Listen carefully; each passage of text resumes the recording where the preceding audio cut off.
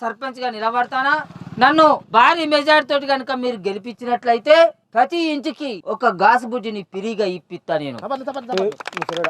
Gas బుడ్డికి ఎంత అయితే అనుకుంటాను? ఎంతున్నది? అమ్మ 20 అంటే వచ్చినాయి 25 లక్షలు ఒక్కొక్కటి 1000 దాటింది. అరే గుట్లే గాసు బుడ్డి అని చెప్తాం కానీ వాళ్ళకు మనం పెద్ద బుడ్డి ఇస్తాంరా. మనం ఇచ్చిందే తీసుకుంటారు. 150 రూపాయలకు బుడ్డి ఉన్నది. నువ్వు ఆగు బ్యాగ్.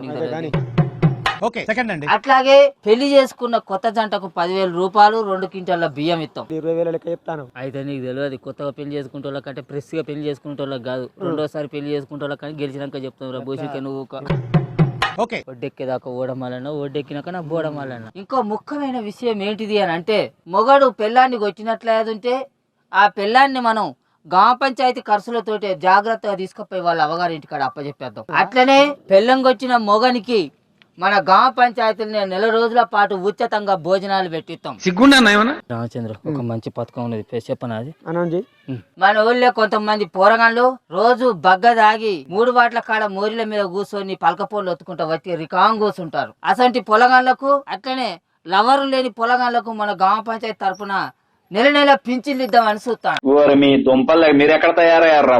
కాబట్టి అందరూ నా కోటరు గుర్తుకు ఓటేసి భారీ మెజార్టీ తోటి గెలిపియాలని మీ అందరికి సవినయంగా నమస్కారాలు తెలియజేసుకుంటున్నా.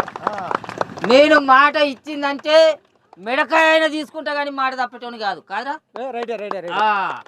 కాబట్టి నన్ను గెలిపించిన తెల్లారే ఈ పథకాలన్నీ నేను అమలు పడతా. ఎవరు అమలు పరిచినా పరచకున్నా ఎవరు అడ్డం వచ్చినా తొక్కి నారది తక్కువ కొడుకులను పేగులు మెడలు వేసుకొని అయినా కూడా నేను అమలు పడతా. మన వల్ల అయితే ఇదంతా గెలిచినాక అరే ఇట్లా గెలిచిన తర్వాత మనం ఒకటే ముచ్చట చెప్తున్నావురా. అరే గ్రామ పంచాయతీ బిల్డింగ్ లా లంక బిందెలు ఉన్నాయి అనుకొని వచ్చినాము, అన్ని హామీలు ఇచ్చినాము.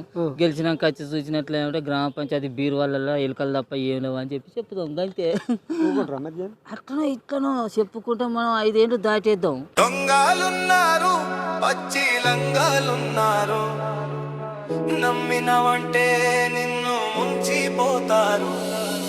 దొంగలున్నారు, పచ్చి లంగాలున్నారు, నమ్మినవంటే నిన్ను ముంచిపోతారు. 5 ఏండ్లకోసారి వచ్చి వాలిపోతారు. నిన్ను నమ్మిచ్చినట్టేట ముంచిపోతారు. దొంగలున్నారు, పచ్చి